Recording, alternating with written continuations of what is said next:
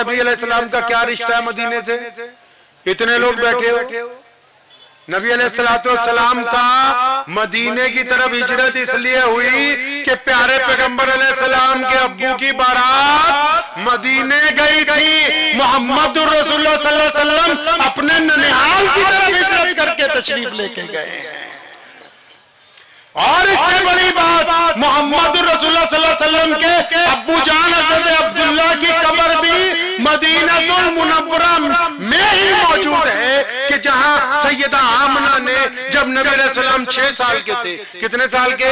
جب 6 سال کے تھے نبی علیہ السلام سیدہ آمنہ رضی اللہ تعالی عنہا نبی علیہ السلام کو مدینے لے کے گئیں.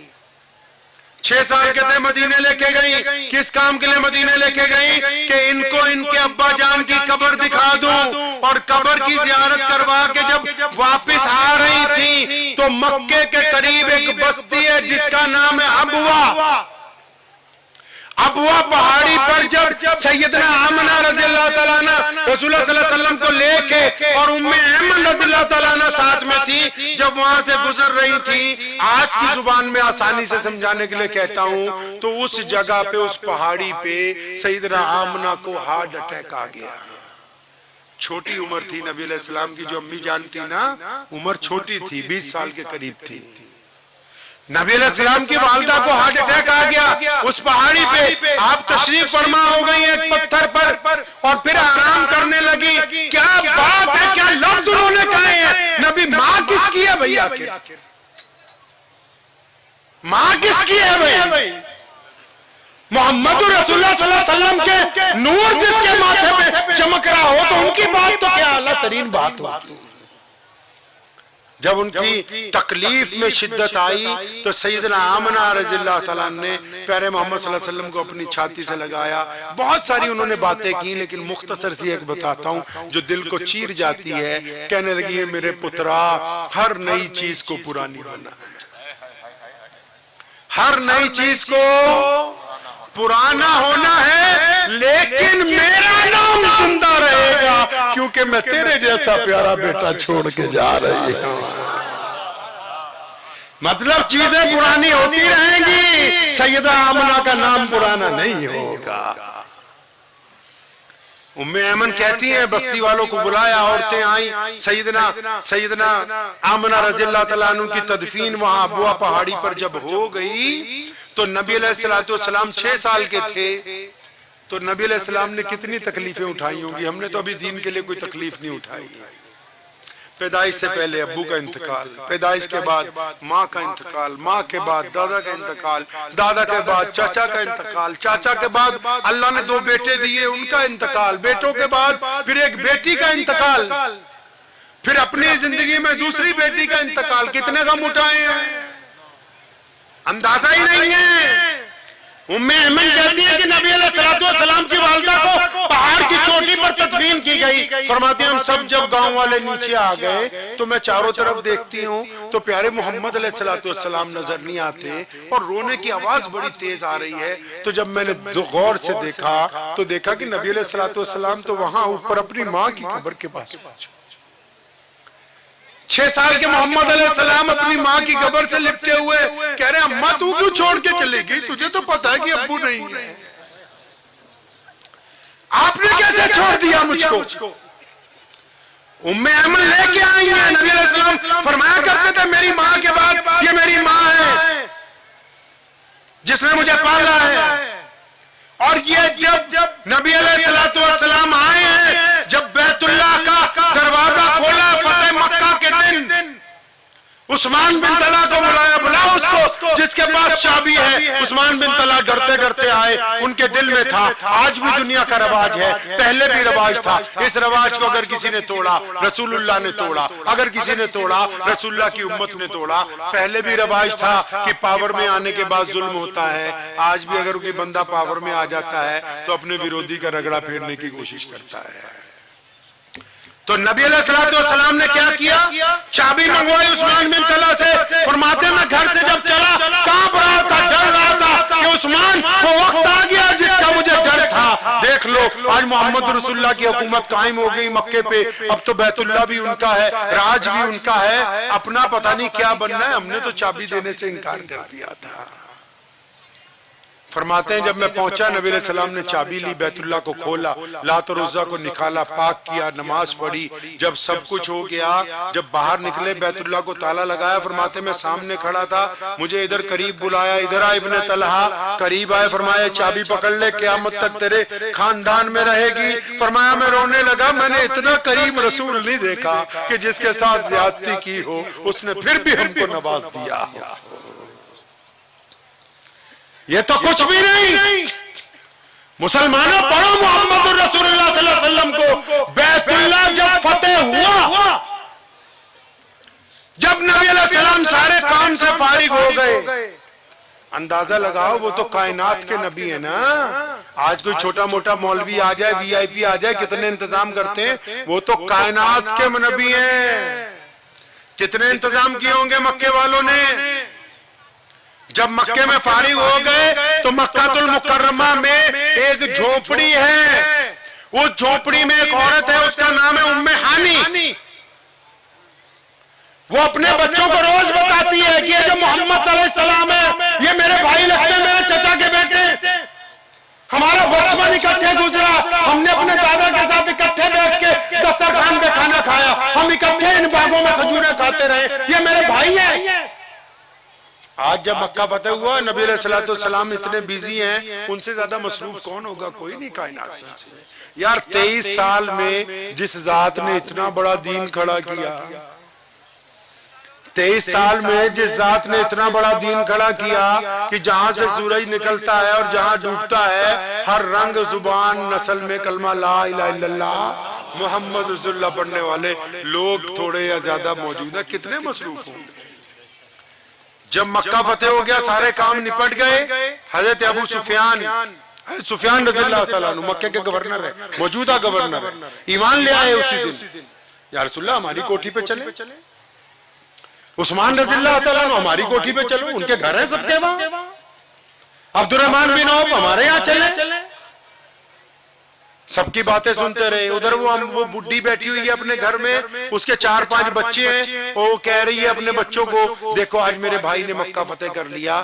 تو ایک چھوٹا بچہ، بچے تو کسی بھی طرح کا سوال کر سکتے ہیں نا، ایک چھوٹا بچہ اس نے سوال کیا، اماں جی آپ تو کہتی ہو آپ کے بھائی ہیں، آج مکہ فتح ہو گیا، کیا ماموں ہمارے گھر بھی آئیں گے؟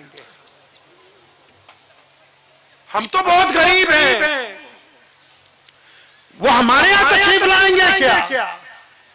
ام ہانی رضی اللہ عنہ فرماتی میرا دل بھر آیا، میں نے جذبات میں کہا ہاں بیٹا، اتنے میں دروازے پہ کسی نے زور سے دستک دی، فرمایا میں نے زور سے ہی پوچھا کون ہے دروازے پر، تو دوسری طرف سے آواز آئی ہانی وہ دروازہ کھول، میں تیرا بھائی محمد الرسول اللہ۔ 10 سال بعد اپنی بہن سے مل رہے ہیں، نبی علیہ السلام کی آنکھوں میں آنسو ہیں، بہن زارو قطار رو رہی ہے کہ میرا بھائی ہے جس کو 10 سال پہلے دشمنوں نے جانے پر مجبور کر دیا تھا، جس کے ساتھیوں کو شہید کیا گیا، جن پر پتھر برسائے گئے، دیکھو اللہ نے آج کتنا کرم کر دیا کہ ساری دنیا کو چھوڑ کے اپنی اس غریب بہن کے گھر پہ آیا ہے۔ کیا کہا تھا وہاں بیت اللہ میں جب لوگوں نے روکا نا یا رسول اللہ ہماری کوٹھی پہ چلے، وہ فرمایا کیوں، میری جب بہن موجود ہے تو میں اپنی بہن کے گھر جاؤں گا، تمہارے گھر کیوں چلا جاؤں گا؟ آج اگر ہمارے پاس تھوڑے سے پیسے آ جائے نا، وہ کہتے ہیں پہلے اپنے بھائی بہن کے آگے سے ذرا موٹر سائیکل زور سے چلا، ان کو پتہ لگے۔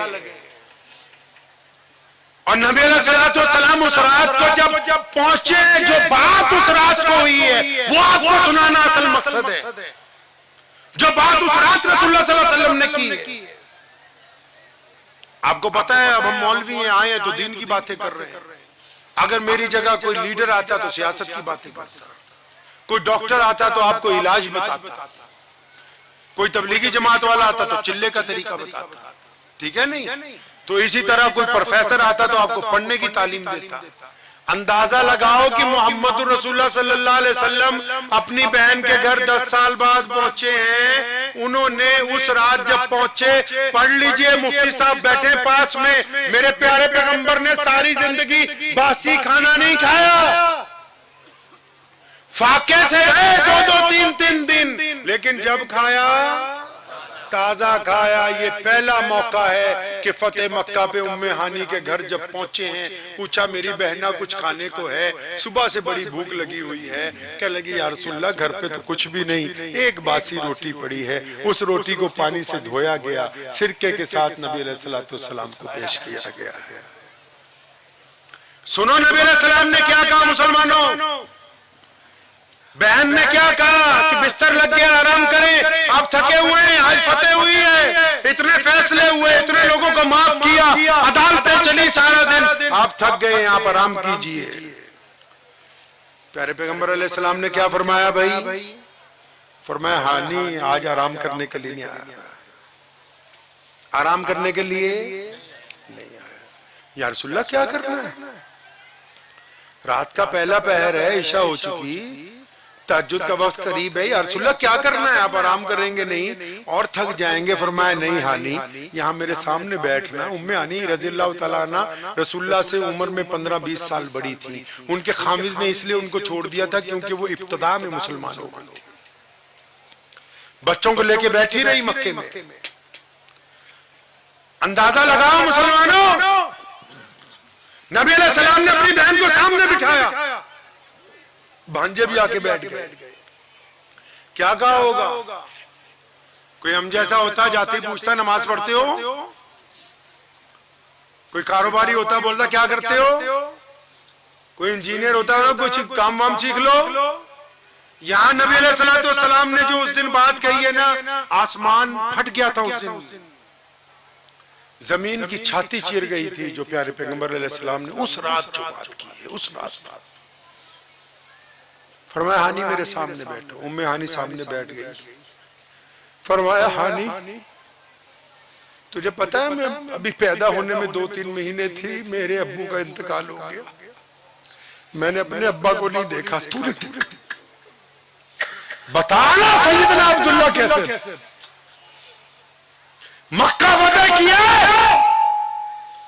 اور رات کے پہلے پہر ذکر کس کا چھیڑا؟ اپنے باپ کا ذکر چھیڑا۔ ہانی تو نے تو حضرت عبداللہ کو دیکھ رکھا ہے، تو تو ان کو جانتی تھی، تیرے تو بالکل قریب تھے، بتا تو صحیح میرے پیارے ابو جان کیسے تھے؟ ہانی کہتی میں زار و قطار رونے لگی، میں نے کہا یا رسول اللہ جن کے پیشانی پہ آپ کا نور ہو وہ کتنے پیارے ہوں گے؟ یا رسول اللہ وہ چلتے تھے تو ایسا لگتا تھا جیسے کوئی شہزادہ چلا جا رہا ہو۔ یا رسول اللہ ان کی چال، ان کا چہرہ، ان کے کندھے ایسے تھے جیسے کوئی خوبرو نوجوان زمین کے اوپر اپنی دھاک بچھا رہا ہو۔ یا رسول اللہ مکے کے لوگ اپنے دانتوں تلے انگلیاں دبا لیتے تھے جب آپ کے ابو گزرا کرتے تھے۔ یا رسول اللہ ان کی شان کو دیکھ کے تو بڑے بڑے گھرانوں کی یہ خواہش تھی کہ ہماری بیٹی کا نکاح اس عبداللہ کے ساتھ ہو جائے۔ اپنے باپ کی خاصیتیں سننے لگے، سنتے سنتے جب انہوں نے حضرت عبداللہ کی فضیلتیں بتائی نا، پھر حضرت ہانی کو بیچ میں روکا، کہا ہانی تجھے بالکل اچھی طرح یاد ہے نا میں 6 سال کا تھا، میری ماں مجھے چھوڑ کے چلی گئی۔ فرمایا اماں مجھے چھوڑ کے چلی گئی، مجھے تو اچھی طرح یاد بھی نہیں کہ معاملہ کیا تھا، ہوا کیا تھا، میرے ساتھ بیتی کیا اس وقت، میری ماں کو کیا ہو گیا تھا۔ ہانی ذرا بتا تو صحیح میری ماں کیسی تھی۔ ہانی حضرت آمنہ کی سیرت بیان کرتی ہے، جب ان کی سیرت ختم ہوتی ہے تو سیدنا عبد المطلب کی شروع ہو جاتی ہے، کبھی چچا کی باتیں، کبھی اپنے بھائیوں کی باتیں جو بچھڑ گئے ان کی باتیں۔ محمد رسول اللہ نے یہ بتانا تھا قیامت تک آنے والے انسانوں کو کہ لوگوں جب بلندی پر پہنچ جاؤ گے نا پھر ان کو یاد کرنا جو اس وقت تمہارے ساتھ تھے جب تمہارے ساتھ کوئی اور نہیں تھا۔ سیدنا امی عائشہ رضی اللہ تعالیٰ عنہ نے کہا تھا ایک دن یا رسول اللہ آپ عائشہ حضرت آپ خدیجہ کو بہت یاد کرتے ہیں رضی اللہ تعالیٰ عنہ کو۔ محمد رسول اللہ کی آنکھوں میں آنسو آ گئے، فرمایا عائشہ تجھے پتہ رہی ہے خدیجہ اس وقت میرے ساتھ تھی جب سارا مکہ میرے خلاف تھا۔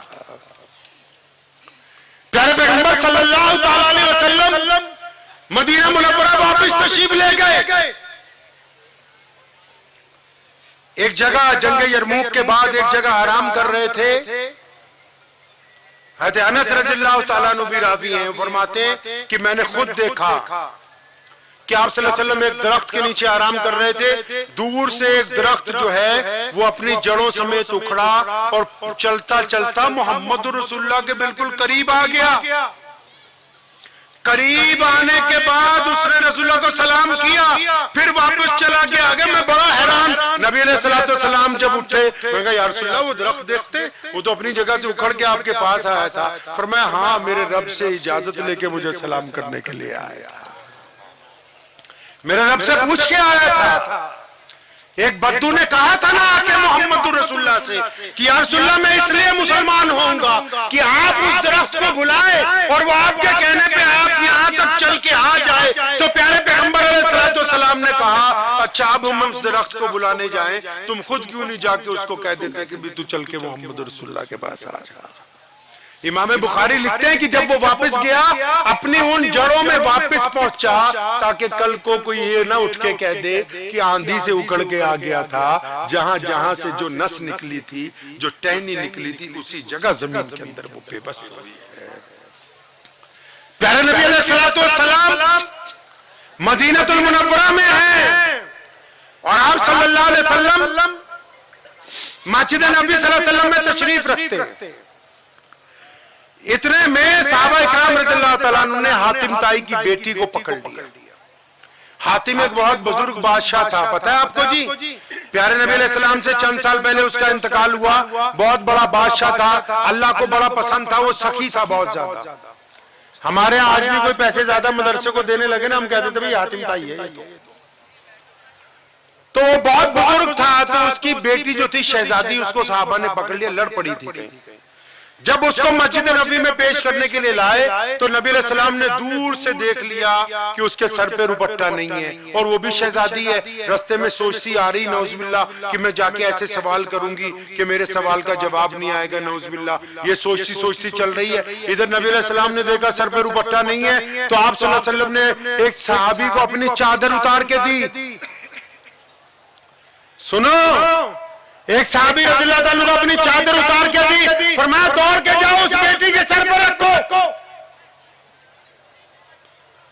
اس نے کیا کیا صحابی نے آگے سے، یا رسول اللہ آپ رہنے دیں، ہم اپنی دے دیتے ہیں کیونکہ دشمن کی بیٹی ہے۔ کس کی بیٹی ہے جی؟ دشمن کی۔ تو پیارے پیغمبر علیہ السلام ناراض ہوئے، فرمایا آج تو کہہ دیا دوبارہ مت کہہ دینا، بیٹی بیٹی ہوتی ہے، چاہے اپنی ہو چاہے پھر پڑھائی کی ہو، بیٹی صرف بیٹی ہوتی ہے۔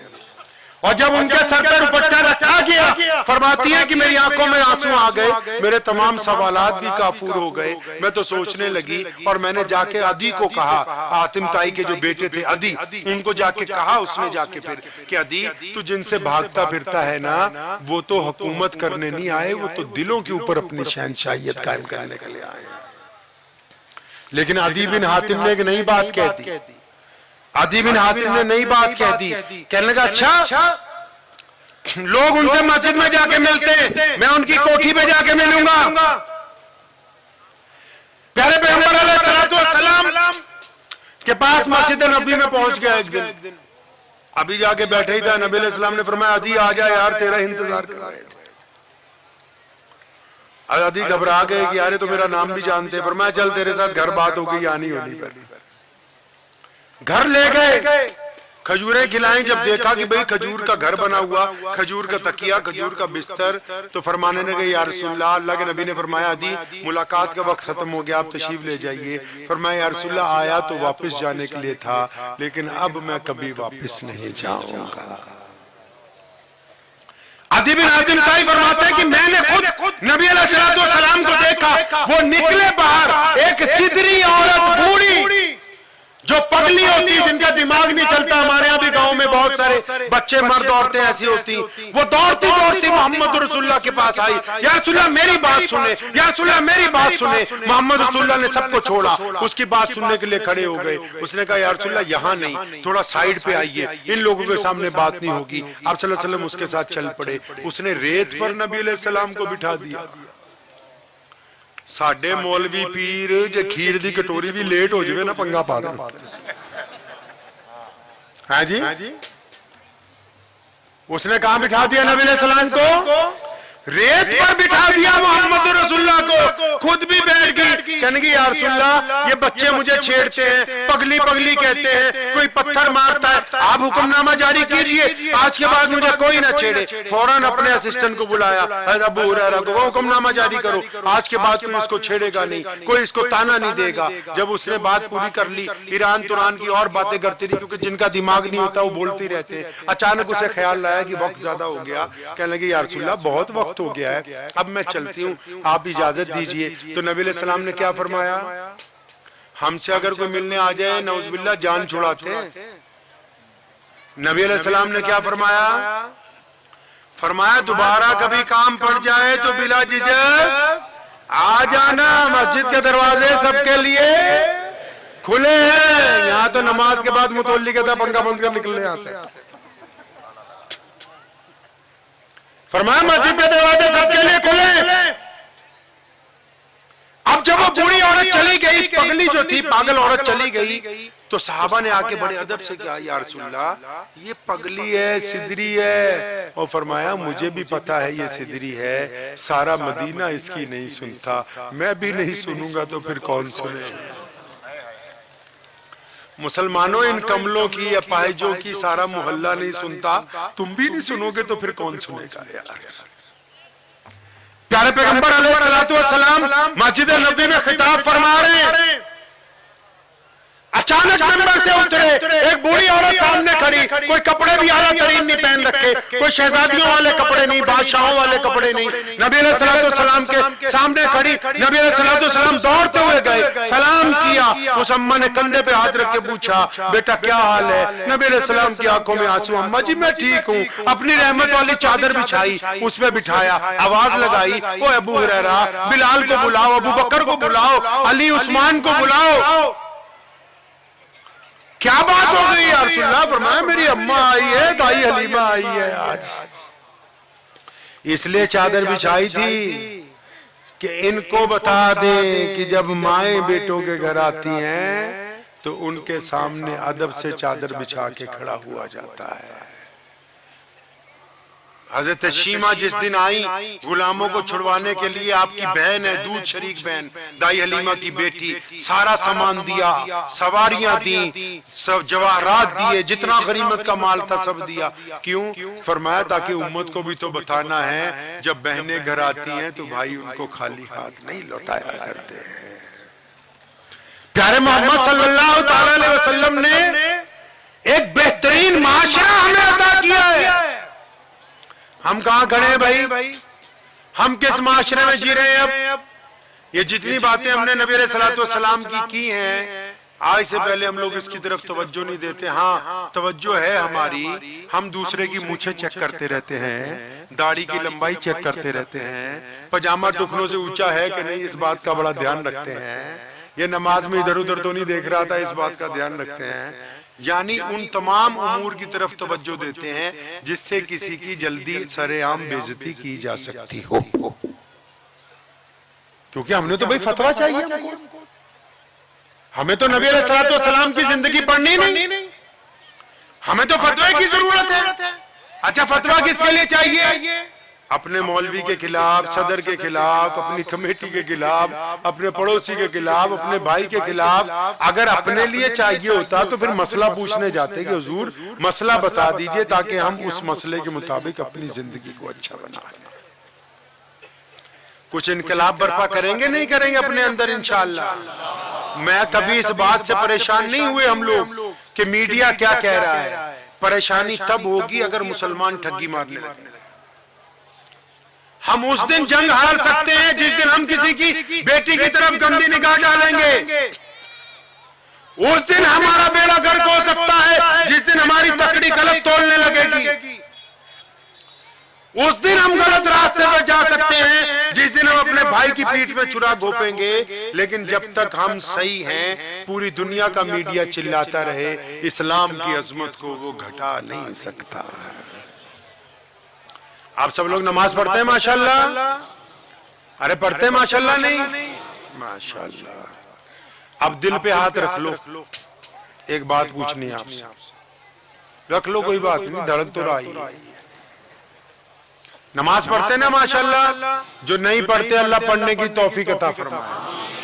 اب دل پہ ہاتھ رکھ کے بتاؤ، جو نمازی ہیں پہلے تو صرف انہی کو پوچھ رہا ہوں، باقیوں کا تو بات کی بات ہے، آپ نماز پڑھتے ہیں تو آپ نے کبھی اپنی امی کے پیر دبائے ہیں پابندی سے؟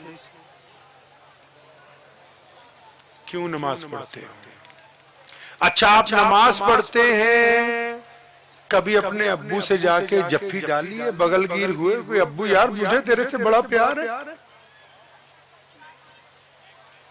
اچھا آپ نماز پڑھتے ہیں، آپ نے اپنی بیوی کے ساتھ طلق کلامی کرنی چھوڑ دی؟ اچھا آپ نماز پڑھتے ہیں، آپ اپنے بچوں کے دوست بن گئے کیا؟ ہاتھ رکھو دل پہ، ہاتھ رکھو، پتہ لگے گا کہاں کھڑے ہیں۔ اچھا آپ نماز پڑھتے ہیں، سچی بتاؤ کسی روتے ہوئے کو کبھی ہنسایا ہے؟ کسی یار کو تسلی دی ہے کہ تو گھبراتا کیوں ہے، میں ساتھ ہوں تیرے؟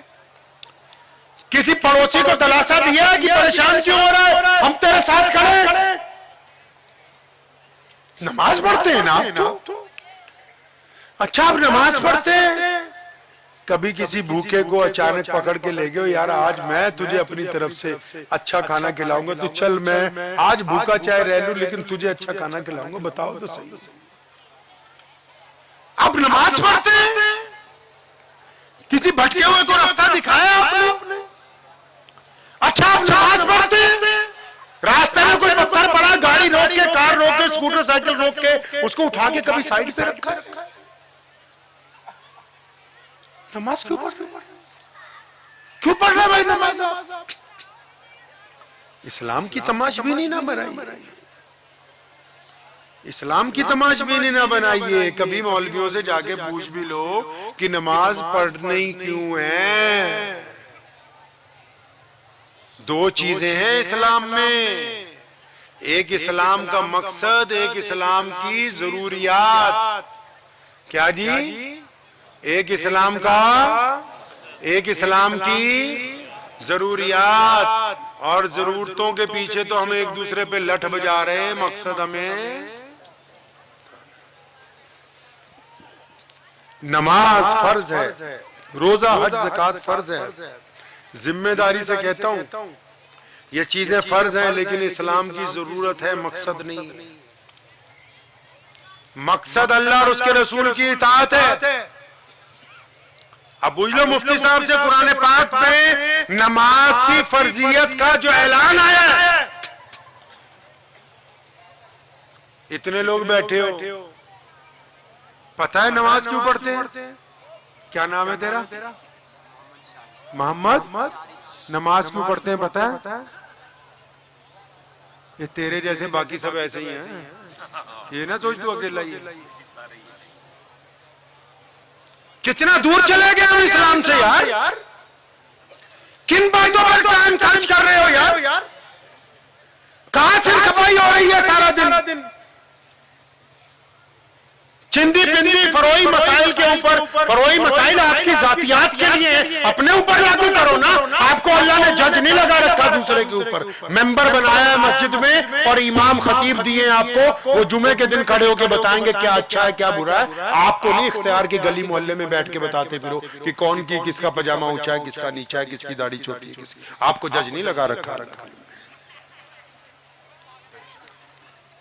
اللہ کے بندے کچھ دین کا پتہ تو ہو۔ اتنا عظیم نبی شیخ سعدی رحمت اللہ علیہ، سب سے بڑا شاعر گزرا دنیا کا، کون جی؟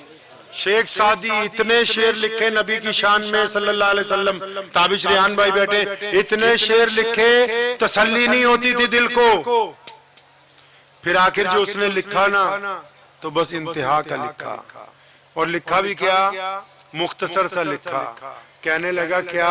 جب اس نے زور لگا لیا نا صلی اللہ علیہ وسلم کی سیرت بیان کی، حسن بیان کیا، جمال بیان کیا، کردار بیان کیا، دل نہیں بھرا، تو اس نے پھر ایک قلم توڑ بات لکھی۔ کہنے لگا باز از خدا بزرگ تو ہی است، کہتا خدا کے بعد اگر کوئی ہے تو صرف محمد الرسول اللہ۔ تو آپ کو نبی علیہ السلام سے عشق ہے بھائی؟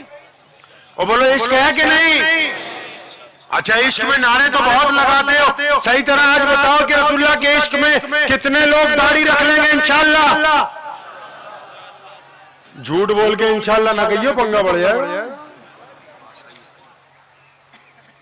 شاہ ولی اللہ محدث دہلوی رحمت اللہ علیہ کی سند سے بول رہا ہوں میں۔ کتنے لوگ ہیں انشاءاللہ جو رسول اللہ کی محبت میں نماز پڑھیں گے انشاءاللہ؟ کتنے ہیں جو غریبوں کا سہارا بنیں گے انشاءاللہ؟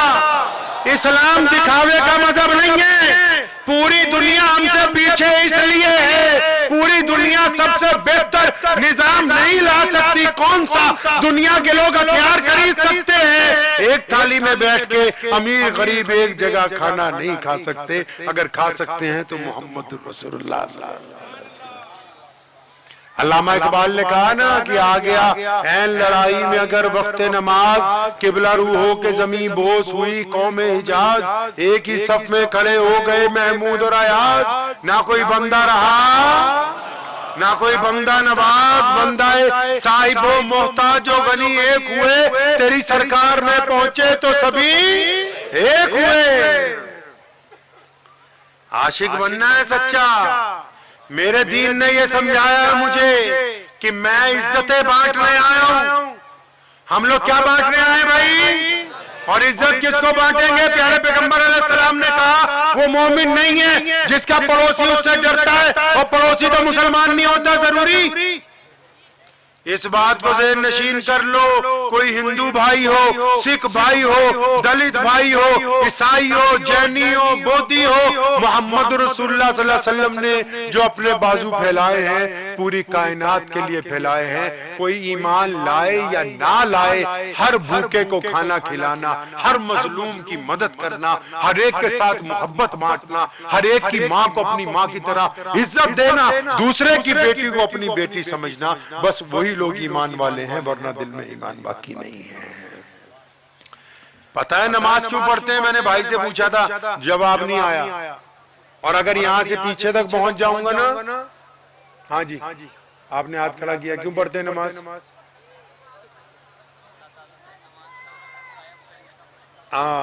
دیکھو مولوی صاحب نے کہا اللہ نے نماز قائم کرنے کا، اور ایسے اگر میں پوچھتا جاؤں گا نا 200 وجہ بتا دو گے، لیکن جو قرآن میں لکھا ہے وہ نہیں بتا سکتے۔ تو اب پوچھو وہ کیوں نہیں بتا سکتے؟ کیونکہ مفتی صاحب جب تنخواہ 10,000 روپے دے رہے تو ان کو کیا بتا دیں؟ بتانا تو امام ہے نا، بتائے گا تو امام ہی۔ میں کوئی اماموں کی طرفداری نہیں کر رہا، ایسے تم سے آخر تک پوچھتا رہوں گا۔ میرا ایمان ہے ایک آدمی بھی آپ میں سے بتا نہیں سکتا کہ قرآن میں کیوں لکھا ہے کہ نماز کیوں پڑھنی ہے۔ کیوں؟ کیونکہ ان علماء کو آپ نے اپنے سر کا تاج نہیں بنایا ابھی۔ انہوں نے حدیث کی کتابیں، سیرت کی کتابیں، قرآن کی تفسیر کھول کھول کے روز عشاء کے بعد، فجر کے بعد تمہیں بتانا ہے کہ پیارے پیغمبر ایسے اٹھتے تھے صلی اللہ علیہ وسلم، پیارے پیغمبر علیہ السلام اس طرح پانی پیتے تھے، پیارے پیغمبر علیہ السلام اس طرح باتیں کرتے تھے، پیارے پیغمبر علیہ السلام اس طرح کھانا کھلاتے تھے۔ اب تو تم نے ان کو کھانے کے لالے ڈال رکھے ہیں، یہ تمہیں کیا بتا دے کیا ہونے والا ہے؟ تھوڑا سا کٹوری میں پانی لو، کوشش کرو اس میں، خاص کر جو پردھان ہیں مسجدوں کے، جس مسجد کے امام کی تنخواہ 25,000 سے کم ہے تو پردھان اور سیکٹری کو تو چاہیے کوشش کریں کہ کٹوری میں پانی لے کے اس میں کوشش کر کے دیکھنی چاہیے۔ مزدور کی دہاڑی مولانا 600 روپے ہے، تو ان کے یومیہ امام کی تو تنخواہ 9,000 روپے کے حساب سے 300 روپے پہنچی۔ یہ تو دہاڑی دار مزدور کی بھی اہمیت نہیں دے رہے اپنے امام کو، اور دین چاہیے ان کو وہی ابو بکر صدیق رضی اللہ تعالیٰ، دین چاہیے فاروقی رضی اللہ تعالیٰ۔ سنو قرآن پاک نے کہا ان الصلاۃ، دیکھو سارے مولویوں کو یاد ہے، تمہیں نہیں یاد۔ فرمایا نماز تم پر اس لیے فرض کر دی، سنو دل پہ ہاتھ رکھ کے، نماز اس لیے فرض نہیں کی اللہ نے راضی ہونا ہے، فرمایا نماز اس لیے تم پر فرض کر دی گئی تاکہ تم گندی باتیں کرنی چھوڑ دو، اچھی باتیں کرنے لگ جاؤ۔ اب جب پتہ ہی نہیں مطلب نماز کا تو بس ایسے ہی سجدے دیے جا رہے ہیں. بھیا نماز کا مطلب ہی یہی ہے کہ عبد الرحمان کو اچھا انسان بنانا ہے, محمد جنید کو, محمد شفیع کو ایک اچھا انسان بنانا ہے, ایک اچھا عزت دار بندہ بنانا ہے, جس کو غیر مسلم دیکھ کے یہ کہیں گے کہ ٹی وی جھوٹ بولتا ہے, شفیع سچا ہے, جس کو غیر مسلم دیکھ کے یہ کہیں گے کہ واٹس ایپ پہ خبر جھوٹی آ رہی ہے, عبد الرحمان بھائی ہمارا کبھی دھوکہ نہیں دے سکتا ہے. تبدیلی لائیں گے اپنے اندر. تبدیلی لانے کے لیے ایک سنت اپنانی ہے نبی علیہ السلام کی. بتاتا چلو سنت وہ بھی, تم نے تو سنت بنا رکھی ایک بھی, بس گوشت کھاؤ بڑے کا لا کے اور دیسی مرغا اور نہاری, اور بعد میں کچھ نہیں تو کہتے میٹھے چاول تو ہونے ہی چاہیے. یہ تو سنت ہے نہیں. ان سے پوچھو گے نا علماء سے جا کے, نبی علیہ السلام نے روزانہ گوشت نہیں کھایا. پیارے پیغمبر علیہ السلام کی سنت ہے نہیں روزانہ کھانا گوشت.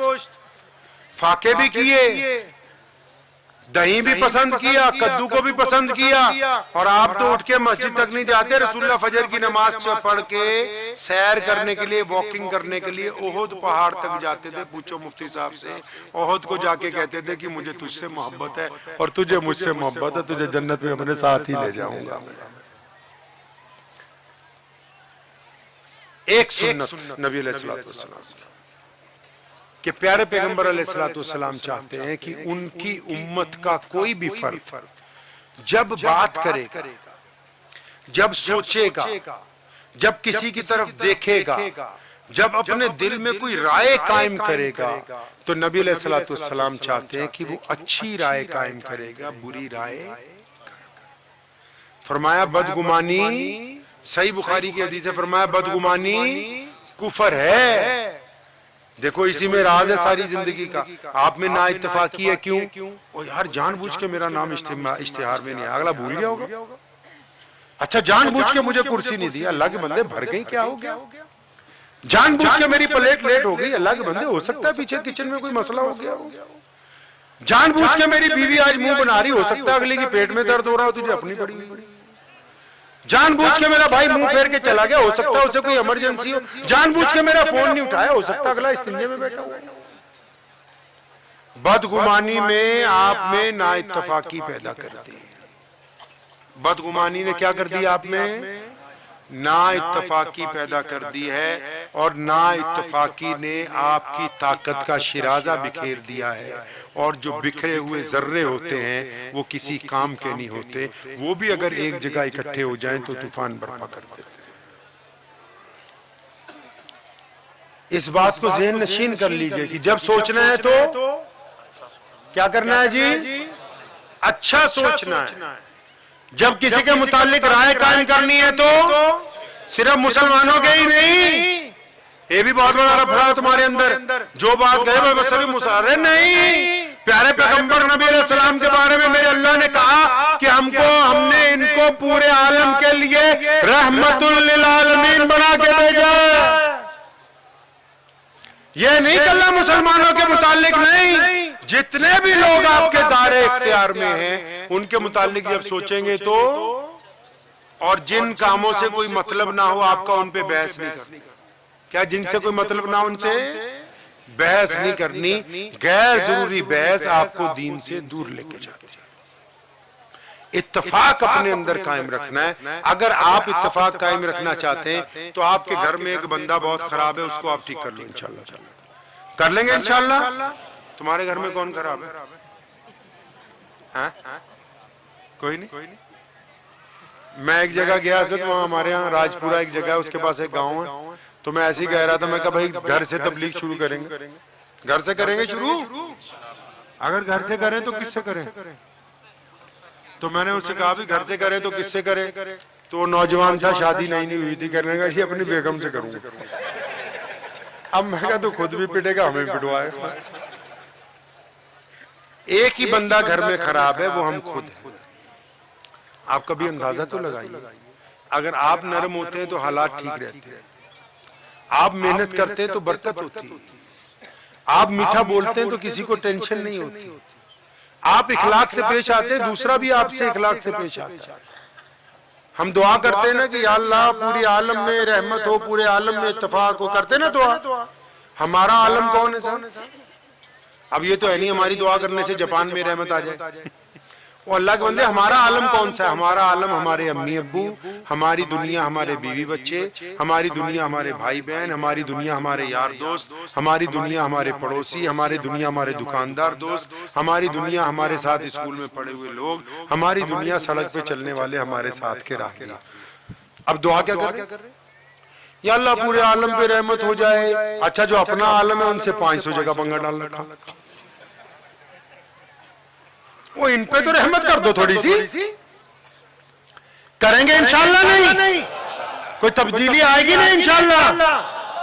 یہ تبدیلی آنی چاہیے، اسلام آپ سے مطالبہ کرتا ہے۔ یہ محمد رسول اللہ صلی اللہ علیہ وسلم کی جو باتیں آپ کو سنائیں گے وہ نعوذ باللہ قصے کہانیاں نہیں سنائیں، وہ پیارے پیغمبر صلی اللہ علیہ وسلم کا وہ عمل ہے، وہ جو چاہتے ہیں کہ آپ بھی کریں، آپ بھی بوڑھی عورتوں کا ساتھ دیں، آپ بھی ماؤں کا احترام کریں، آپ بھی بہنوں کا احترام کریں، آپ بھی بیٹیوں کو اپنے سینے سے لگا کے پالیں، آپ بھی اپنے بیٹوں سے محبت کریں، آپ بھی بیویوں کے ساتھ اخلاق سے پیش آئیں، آپ بھی پڑوسیوں کے ساتھ حسن سلوک کریں، آپ بھی غیر مسلموں کو بھوکوں کو کھانا کھلائیں، آپ بھی محتاجوں کی خبرگیری کریں۔ یہ رسول اللہ صلی اللہ علیہ وسلم آپ سے چاہتے ہیں، تو کر لیں گے جی۔ وقت بھی بہت ہو گیا ہے، 1 بجنے والا ہے۔ دعا کیجئے اللہ کریم اس پر مجھے بھی اور آپ سب کو عمل کرنے کی توفیق عطا فرمائے۔ وآخر دعوانا ان الحمدللہ رب العالمین۔